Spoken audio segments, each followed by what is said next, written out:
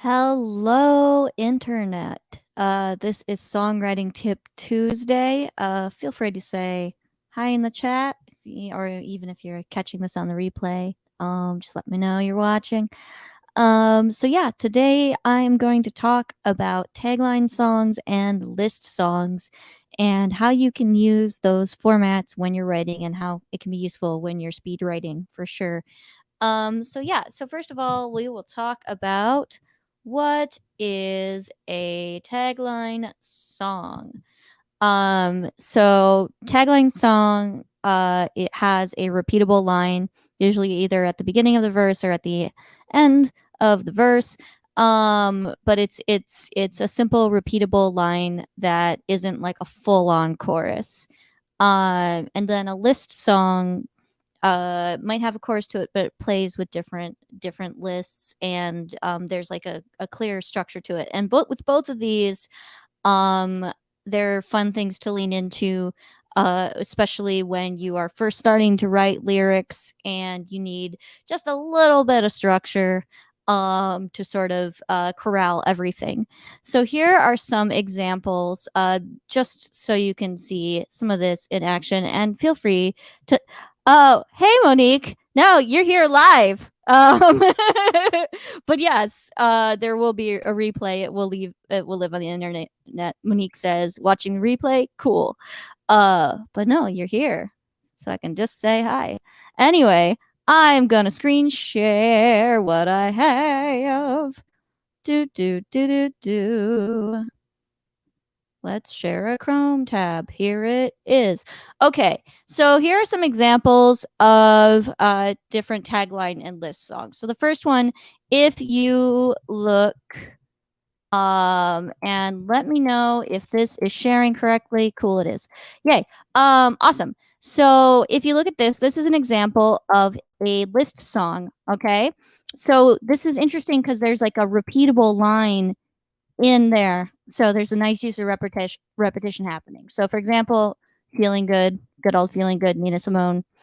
Um, Birds flying high, you know how I feel. Sun in the sky, you know how I feel. Breeze drifting on by, you know how I feel. It's a new dawn, it's a new day, it's a new life for me. Yeah. Please enjoy my dramatic reading. But do you see how it's listing things that you see, and then commenting the you know how I feel. And then you keep going. Fish in the sea, river running free, blossom on the tree. And it all ends with that you know how I feel, which is awesome because when you have that simple, repeatable line at the end of it, then you can lean into it. You can try different melodic things with it, and build on it. So there you go. And then there's this repeated line here.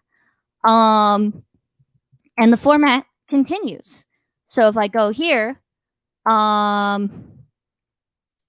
now we're ending with you know what I mean. So dragonfly out in the sun, you know what I mean. Butterflies all having fun, you know what I mean. But it's still that same format. We just switched up the repeatable line. So then we go through there. So that is an example of a structure you can lean into. And I like this one because it both has this list quality to it and also a tag, and you're saying a lot of different things, but then there's that nice repetition that you can lean into. So that is one example. Okay, cool. It's totally small, so I'm looking through my focal, or through my phone. Sorry, I'm looking at Monique's comments here. Okay, awesome. I like this. Monique says, I can lean into it. You know what I mean? Yes, exactly. You just want to lean into these different formats. And how that works is if you are just writing out lyrics longhand, as you're writing, you might see these patterns appear, and then you can lean into them. Cool. All right. I appreciate sorry, I get distracted by the comments. Yeah, exactly. It's a formula. Monique says it's like a formula. Exactly. It's like a formula, and that helps you ground yourself because so much of here I'm gonna do this while I talk philosophically. So much of creativity is helped by giving yourself structure. Because if you just look at a piece of paper and you're like, I'm going to write a song and it can be about anything, that's really hard. But if you have a prompt and if you have a format and a structure, that's going to help sort of manage the chaos into something a little bit more easy to understand. Exactly. Yeah, it helps ground the creativity. So another example, this is an example of a list song. I'm gonna put this back up. Boom. There's that. And maybe I can make it bigger. Yay, technology. Boom, boom, boom, boom, boom. There we go. Awesome. Okay, so here we are. This is Somewhere Over the Rainbow, a classic. So the nice thing about how this is laid out is, so it starts with Somewhere Over the Rainbow. There's your tag, which is easy and repeatable. And then we're just sort of describing what that Somewhere Over the Rainbow looks like. And then you have your B section. Someday I'll wish upon a star. Wake up where the clouds are far behind me. Yada yada yada yada. Cool. And this is like, it almost is like a chorus, but it's just like this repeatable section that goes in there. All right. So here's our next Somewhere Over the Rainbow. Bluebirds fly. That section's all about the bluebirds. All right. Cool. Somewhere Over the Rainbow, way up high. So we're repeating that section. Cool. And that's going into another one.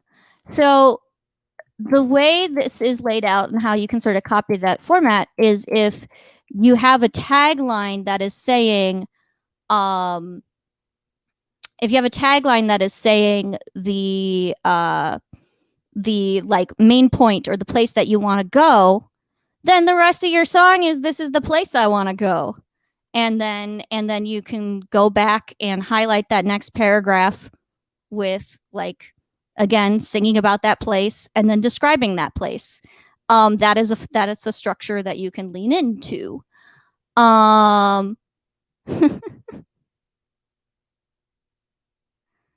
Cool. All right, I'm just looking at the comments. Awesome. No, I love, Monique. I love all the comments. Yeah. So yeah, these lyrics look like a good song to me. Yeah, I mean that's I'm using these pre-existing lyrics to give you, an example. And yeah, as far as and then you also act, is that called the verse? So yeah, so a verse is usually the supporting details, and then the chorus is the repeatable line. The songs that I'm showing today kind of like mix and match a little bit, and they have tags to them. So like a tagline, which is more of like one repeatable line, and then we might change the words around it. Yeah, and really all you have to, like, it's all about, yeah, supporting details. Monique says yes. So there's all these ways that you can play with it. But I think looking at structures of familiar songs kind of gives you ideas of models that you can use, and then you can twist and turn the rules around from there. Okay, so then the next one I wanted to show is a song that I wrote last year for February album writing month, which is again happening this year. I'm writing 14 songs in 28 days. It's a really fun challenge. And let me add. Oop, that's not what I want. I want this to be bigger. There we go. So this is the hill I'll die on. So this song, I basically asked my friends for what is like the thing they always argue about, or like the thing that they just have specific thoughts about, and then I just made it into a song. And so then it's a list song with the tag of "This is the hill I'll die on." So it's like Frankenstein was the doctor's name. This is the hill I'll die on. Running red lights isn't a game. This is the hill I'll die on. And I just took what they gave me and I made it rhyme. Um, and yeah, it goes on from there. But and then I took the structure and I made it increase in like intensity, so from like little quibbles to like big quibbles from there, and like I told the story from there. But it was really easy to be like, hey, I want to do this list song. Now I can get the list from people and then format it like that. um but yeah, so that's something that you can do. um and supporting detail, something like the bricks that support a house. um yeah, I really like that analogy. I mean, it supports the house that is your story. So the chorus is like the thesis, and the verses are sort of like the supporting paragraphs and the things that tell the story. um cool. Awesome. Great questions. So how can you apply this to your writing? There are a few things that can be done. I'm going to pull up my notes. Here we go. So um some ways that you can, so we already talked about how these formats can be useful. It having a simple hook lets it be easier to like improvise and play around with the melody as you're figuring it out. Makes it easier for audience participation, and works better when you're like figuring out stream of consciousness stuff. You can figure out rhymes over time. The element of figuring out a rhyme at the end of it, like that's a whole other skill. And if you are in a place where you're just trying to get lyrics to work out, um it's okay to just play around with getting your sentences in alignment. I Now other people might have other opinions about that. And certainly having a rhyme like helps the listener's ear, but don't obsess over it when you're first starting out, or just use a rhyming dictionary, because sometimes you just got to use a rhyming dictionary. But I can do a whole segment on rhyming, so that is a future project. Now I have an idea. Hooray. Okay, so some ways you can start a tagline or a verse. You can start with an observation, like probably something about how the sun is shining. That seems to be a good way to start a song. So okay, describing the sun shining. You can, and then building from there. You can do categories like listing cars, if you want to write a song about cars, or something that you really like and listing there, or something that you hate and listing all of that. Like you can play with categories.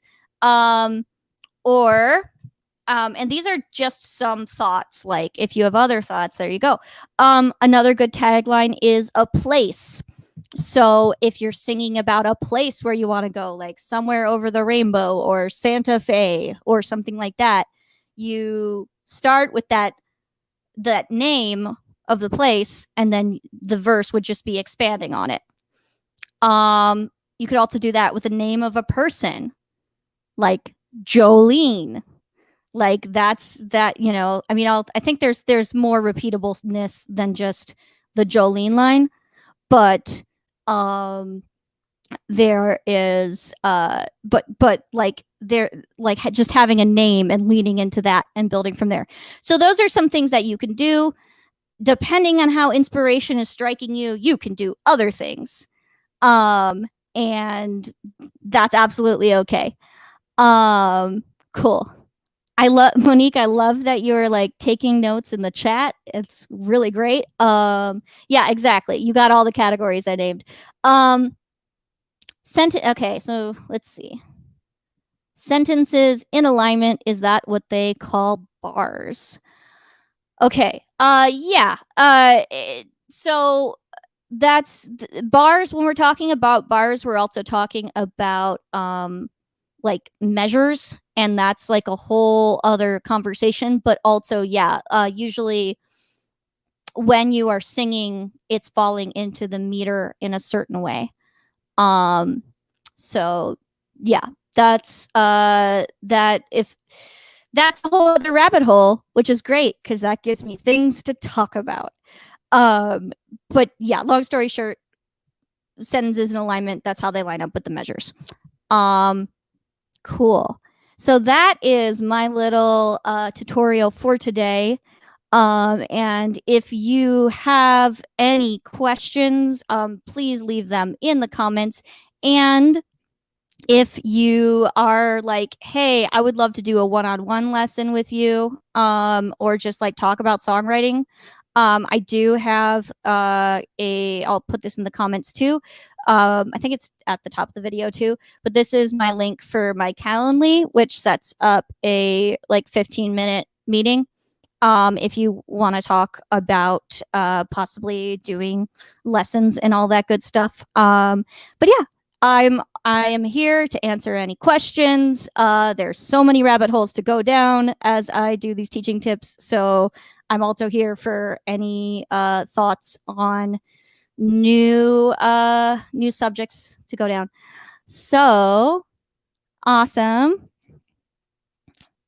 Awesome. All right. Well, thank you so much for tuning in, and I will see you next week.